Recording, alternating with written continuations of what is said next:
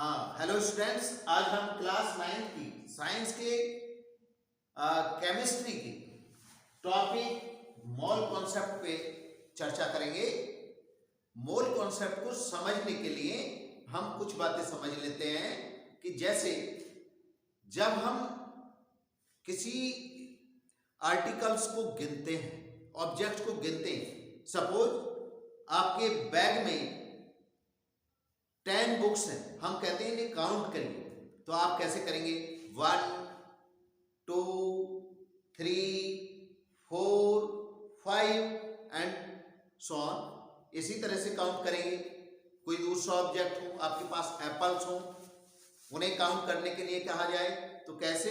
1 2 3 4 5 and so on. इस तरह से काउंट करेंगे, इन्हें आप काउंट कर लेते हैं। अगर आपके पास you have two articles, then you can say a pair। उस दो आर्टिकल्स को आप क्या कह सकते हैं? Pair. And if you have 12 articles, you can, तो क्या कह सकते हैं आप? Dozen. If you have 20 articles, you can say core। अगर दो आर्टिकल्स है तो पेयर कह सकते हैं आप उसे। आप ग्रुप ऑफ 12 आर्टिकल्स को डजन कह सकते हैं, ग्रुप ऑफ 20 आर्टिकल्स को कोर कह सकते हैं, और ग्रुप ऑफ 144 आर्टिकल्स को आप ग्रॉस कह सकते हैं। क्या कह सकते हैं? ग्रॉस। तो 2 आर्टिकल्स को पेयर, 12 आर्टिकल्स को डजन, 20 आर्टिकल्स को कोर, और 144 आर्टिकल्स को ग्रॉस कहते हैं। ऐसे ग्रुप ऑफ आर्टिकल्स का एक स्पेशल नाम हो गया। इसी तरह से अगर आपके पास आर्टिकल्स हैं 6.022 into 10 to the power 23, then you can say it 1 मोल। तब आप इसे 1 मोल कह सकते हैं। आप जब काउंट करते हैं ऑब्जेक्ट्स को, तो ऑब्जेक्ट्स को, कुछ ऑब्जेक्ट आप आसानी से काउंट कर लेते हैं। जैसे मैंने अभी बताया था, if you are going to count apples, books and other. अगर आपसे कहा जाए कि you have to count the grains of 1 kg sugar, अगर 1 किलो चीनी के दानों को काउंट करने के लिए आपसे कहा जाए, आप हाथ खड़े कर देंगे, आप काउंट करने से मना कर देंगे कि आपके लिए ये मुश्किल काम है। आपसे कहा जाए 1 बोरा व्हीट मीन्स गेहूं है, 1 बोरा गेहूं है या 1 बोरा चावल है, उसके दानों को काउंट करने के लिए आपसे कहा जाए, तो आप कैसे काउंट करेंगे? शायद काउंट करना असंभव तो नहीं है, लेकिन मुश्किल जरूर है। वो काउंटेबल है, इसलिए काउंट हो सकते हैं। ऐसे ही बैंक में नोट गिनने के लिए मशीनें होती हैं, और नोट को गिनकर वो बता देती हैं कितना अमाउंट है, कितने नंबर ऑफ नोट्स हैं। लेकिन बैंक में कॉइन्स भी होते हैं, सिक्के भी होते हैं, और एक बहुत सारे अमाउंट है सिक्कों का, लाखों की वैल्यू है। मान लीजिए 2 रुपीज के कॉइन्स हैं, और वो एक बोरा भरा हुआ है पूरा 2 रुपीज के कॉइन्स का। आपको बताना है कि उसमें कितने कॉइन्स हैं। आप गिनने बैठेंगे, ए वेरी डिफिकल्ट वर्क, बहुत कठिन कार्य है कि आप गिन के करें। बहुत टाइम लगेगा, लेबर ज्यादा लगेगी, मेहनत ज्यादा लगेगी। लेकिन आपके पास एक दूसरा तरीका है। आप 2 रुपीज के 1 कॉइन का वेट कर लीजिए, आपको पता लग जाएगा कितने ग्राम का है। और फिर आप उस बोरे का पूरे का जितने कॉइन्स उसमें भरे हुए हैं उन सब का वेट कर लीजिए। उनके वेट को आप 2 रुपीज के कॉइन के वेट से डिवाइड कर दो तो you can find the number of coins in that box. उस बोरे में, बक्से में जितने कॉइन थे उनके नंबर ऑफ कॉइन्स आप पता कर सकते हैं कितने सिक्के हैं। कब? जबकि आप एक सिक्के के वेट से वो total weight of the coins को डिवाइड कर दें, आप निकाल सकते हैं। इसी तरह से आपको अगर काउंट करने के लिए कहा जाए कि इसमें कितने एटम हैं, कितने मॉलिक्यूल्स हैं। अब आप जानते हैं कि मॉलिक्यूल्स और एटम्स सो टिनी पार्टिकल्स, बहुत ही छोटे पार्टिकल होते हैं। ये इतने छोटे होते हैं जिन्हें हम आंखों से देख भी नहीं सकते। कहा जाता है कि ये इतने छोटे होते हैं, अगर इस दुनिया में जितने ह्यूमंस हैं, ladies and gents, male and female, सबको अगर एक एक एटम मान लिया जाए तो सारी दुनिया के humans means male and female सुई की एक नोक पर आ जाएंगे। इतने छोटे होते हैं एटम्स एंड मॉलिक्यूल्स। उन्हें कैसे काउंट करें?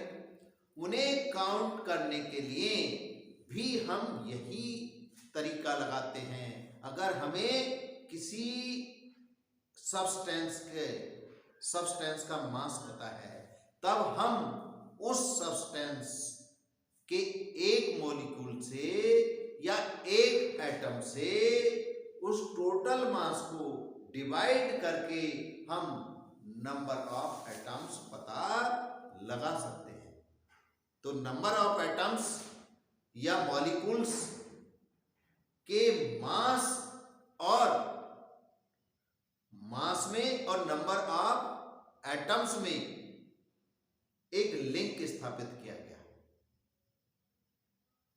तो उस लिंक को मोल का, मोल को एक यूनिट भी माना जाता है the amount of the substance का लिए। तो mole is the link between the mass of atoms और मॉलिक्यूल्स। जो मोल है ये एक लिंक है किसका? मास ऑफ एटम्स और मॉलिक्यूल्स, एटम्स और मॉलिक्यूल्स के मास का किसके साथ? And the number of atoms and molecules, number of atom या मॉलिक्यूल के नंबर के और एटम या मॉलिक्यूल के मास के बीच एक लिंक होता है जिसे हम मोल कहते हैं। अंडरस्टूड? नेक्स्ट वन, एक ग्रुप ऑफ, और एक साइंटिस्ट में एवोगाद्रो ने एक नंबर दिया। बड़ी रिसर्च के बाद, पूरी स्टडी के बाद उन्होंने एक नंबर बताया, that is the 6.022 into 10 to the power 23। एक ग्रुप ऑफ नंबर या group of 6.022 into 10 to the power 23 particles. अगर किसी सब्सटेंस के इतने पार्टिकल्स हैं, मतलब पार्टिकल्स में आप ले सकते हैं एटम्स को, मॉलिक्यूल्स को, आयंस को, या ऑफ ए सब्सटेंस, किसी सब्सटेंस के अगर इतने पार्टिकल्स हैं तो हम कहेंगे वो पार्टिकल्स एक मोल सब्सटेंस है। आपके पास अगर इतने पार्टिकल्स हैं किसी सब्सटेंस के तो आपके पास एक मोल सब्सटेंस है। Understood? Next one, 1 mole of atoms कितने होते हैं? 1 mole of atoms 6.022 into 10 to the power 23 atoms.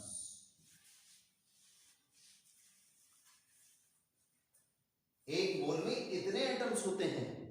और अगर कहा जाए कि मॉलिक्यूल कितने होते हैं एक मोल में, तो molecule is also 0.22 into 10 to the power 23 atoms, sorry molecules.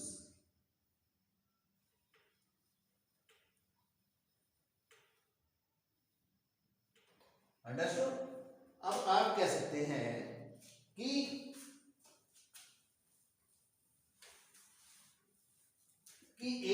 एक मोल में इतने एटम्स और इतनी मॉलिक्यूल्स कैसे हो सकते हैं? अगर एटम्स तो छोटा है मॉलिक्यूल से, फिर मॉलिक्यूल्स इतने कैसे हो गए? या अगर मॉलिक्यूल्स इतने तो एटम्स कैसे हो गए? ये ऐसे हो गए, आपके पास 12 एप्पल्स हैं और 12 बनाना, तो ये कितने हैं? 1 डजन। और ये कितने हैं? These are also 1 dozen. 12 apples भी 1 डजन है और 12 बनाना भी 1 डजन है। क्यों? क्योंकि 12 को 1 डजन कौन दिखा रहा है? 1 डजन कौन दिखा रहा है? It is the 12। 12 is the 1 dozen. मतलब अगर 12 आर्टिकल्स हैं तो यू कैन से 1 डजन। और अगर इतने आर्टिकल्स हैं, वो एटम हो या मॉलिक्यूल्स हो, तो अब आप उन्हें 1 मोल कह सकते हैं। अंडरस्टूड। नेक्स्ट, अगर 1 मोल ऑफ ऑक्सीजन एटम्स हैं, 1 mole of oxygen atoms means क्या होगा भाई? That is 6.022 into 10 to the power 23 atoms of oxygen। और 1 मोल ऑफ मॉलिक्यूल्स हैं, तब क्या होगा? Now 6.22 into 10 to the power 23 molecules of oxygen. अगर 1 मोल एटम्स हैं ऑक्सीजन के, तब भी इतने ही है, तब भी 6.022 into 10 to the power 23 atoms होंगे।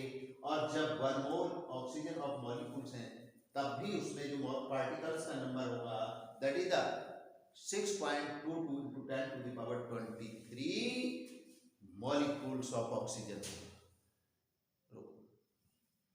यस स्टूडेंट्स, अब हम देखते हैं कि 1 मोल ऑफ एटम्स क्या रिप्रेजेंट करता है? ग्राम एटॉमिक मास को रिप्रेजेंट करता है। किसे रिप्रेजेंट करता है? ग्राम एटॉमिक मास को। कौन रिप्रेजेंट करता है? 1 मोल ऑफ एटम्स। अब 1 मोल ऑफ एटम्स और किसे रिप्रेजेंट करता है? 1 मोल ऑफ एटम्स अगर लिखा है तो आप कह सकते हैं कि उसमें 6.022 into 10 to the power 23 atoms होंगे। अच्छा, एक बात और बता दूं मैं यहां पर, जो 6.022 into 10 to the power 23 is the number is known as the Avogadro number। Avogadro number कहलाता है। क्या कहलाता है Avogadro number? 6.022 into 10 to the power 23 atoms। Understood? Now, gram atomic mass of 6.022 into 10 to the power 23 atoms। यहां पर कितने atoms का mass होता है? Mass of. अब ग्राम एटॉमिक मास को कैलकुलेट करके देखते हैं। हम कैसे कैलकुलेट करते हैं? मान लेते हैं एटॉमिक मास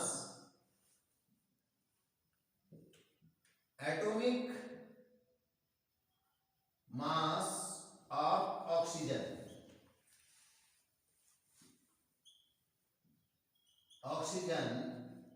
इक्वल टू 16। एक सीधी सी बात तो ये है कि इसका एटॉमिक मास होता है 16। अगर हमें इसे ग्राम एटॉमिक मास में लिखना हो, किस में लिखना हो? ग्राम एटॉमिक मास में लिखना हो,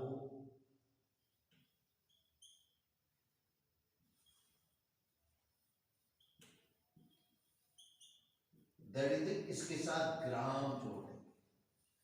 एटॉमिक मास के साथ ग्राम जोड़ने पर ग्राम एटॉमिक मास बन जाता है। लेकिन कैलकुलेट कैसे होता है? कैलकुलेट करने के लिए हम चलते हैं, अगर हमें ग्राम एटॉमिक मास काउंट करना है तो पहले एटॉमिक मास कैसे निकलता है, एटॉमिक मास से देखते हैं। एक minute, atomic mass of oxygen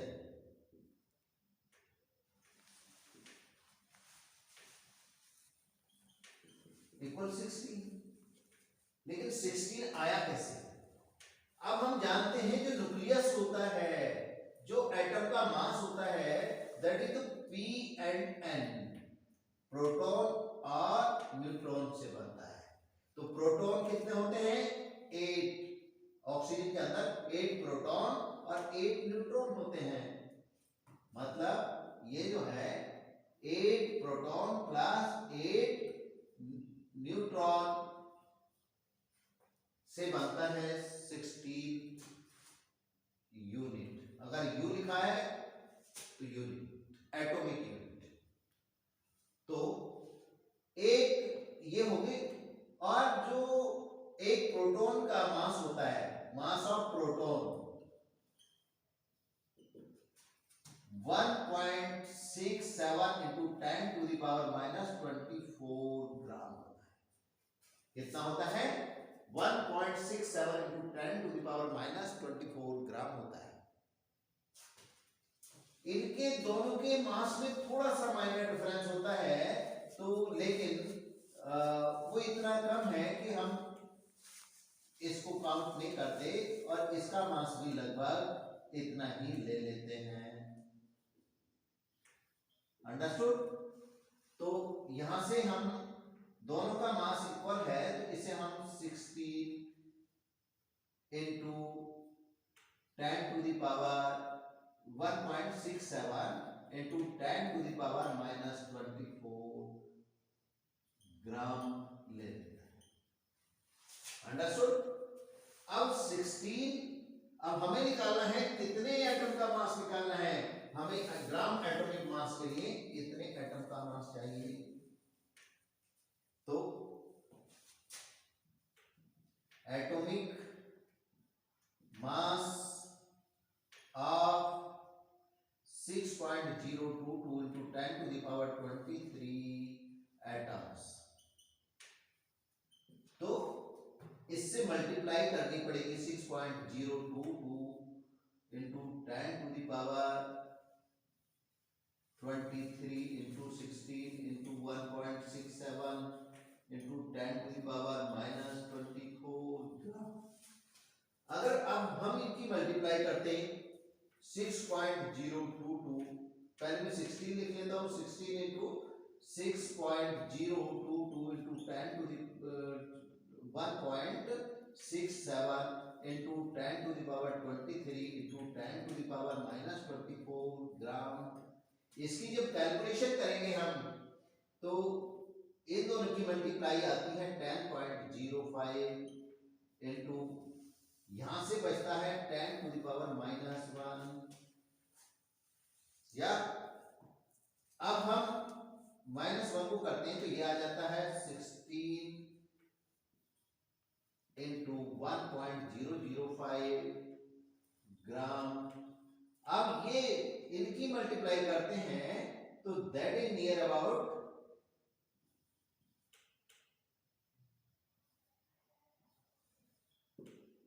इतना आ जाता है, दैट इज नियर अबाउट 16 ग्राम। इस तरह से हम कैलकुलेट करते हैं इसका gram atomic mass, that is the 16 gram. Understood?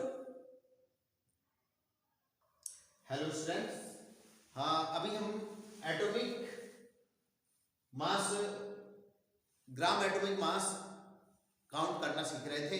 अब हम देखते हैं 1 मोल ऑफ मॉलिक्यूल्स। अगर पहले बात कर रहे थे हम एटम की और एटॉमिक मास की, अब हम बात कर रहे हैं मॉलिक्यूल की और मोलिकुलर मास की।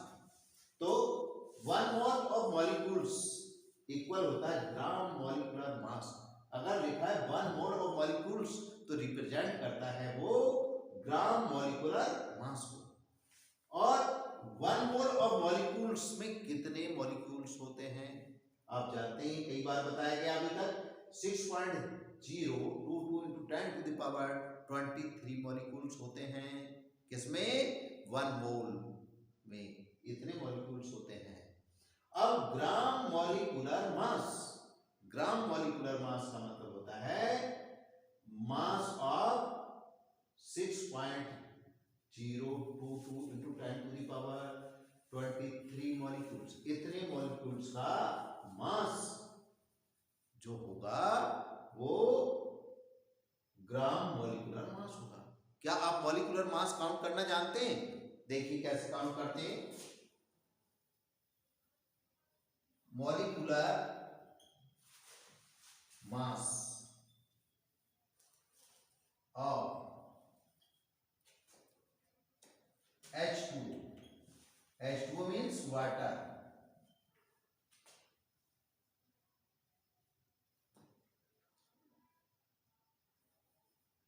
1 molecule of water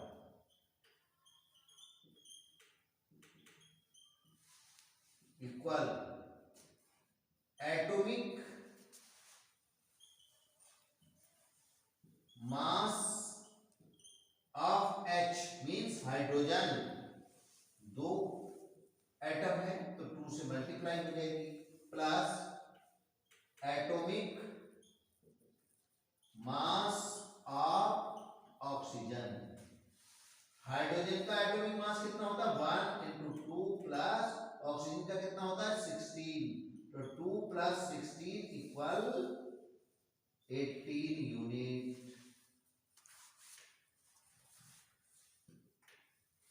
18 यूनिट आ गया एक मॉलिक्यूल का मास। अब mass of 6.022 into 10 to the power 23, तो gram molecular mass equal mass of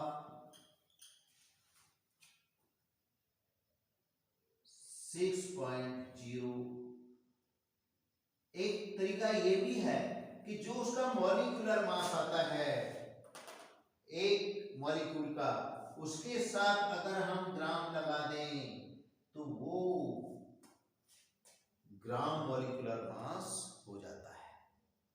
इस तरह से हम किसी भी मॉलिक्यूल का ग्राम मॉलिक्यूलर मास पता कर सकते हैं।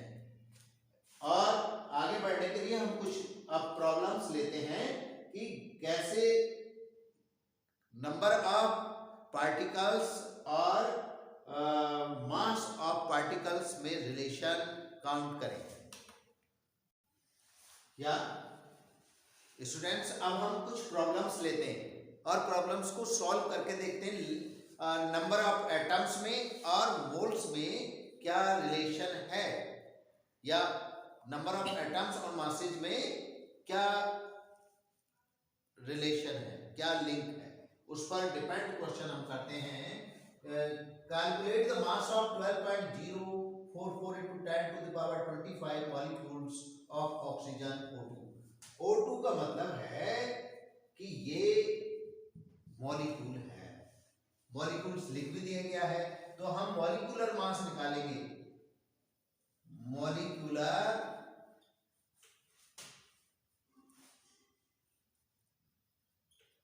मास of oxygen O2 equal 16 into 2 unit means 32 unit. अब मॉलिक्यूलर मास हमें पता है इतने यूनिट है। अब ग्राम मॉलिक्यूलर मास क्या होगा, या gram molecular mass of oxygen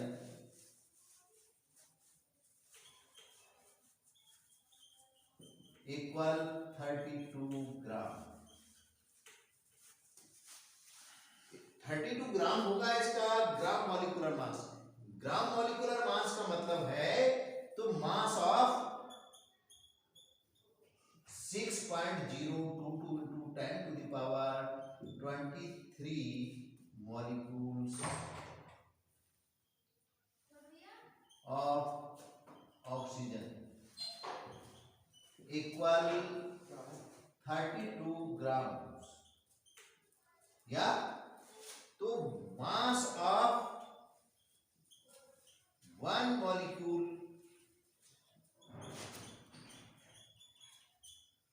of oxygen equal 32 upon 6.022 into 10 to the power 23 ग्राम। या हमें पता करना है इतने मॉलिक्यूल्स का मास कितना होगा। तो mass of 12.044 into 10 to the power 25 molecules equal 12.044 into 10 to the power 25 into 32 upon 6.022 into 10 to the power 23 ग्राम। इससे इसे 2 टाइम डिवाइड कर 2 into 32 10 to the power 25 into 10 to the power minus 23 ग्राम। या it is 64 into 10 to the power 2 gram। या it is 10 to the power means 100 gram। It is the meaning 6400 gram and 6400 upon 1000 kg, that is the 6.4 kg। Now another problem, what is the mass of 5 moles of sodium carbonate। Sodium carbonate का molecular formula है Na2CO3। so you have to find the molecular mass of Na2CO3। molecular mass of Na2CO3 equal atomic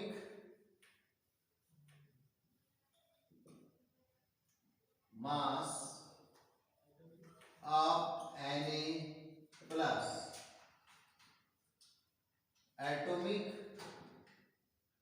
mass of C plus atomic mass of oxygen into कितने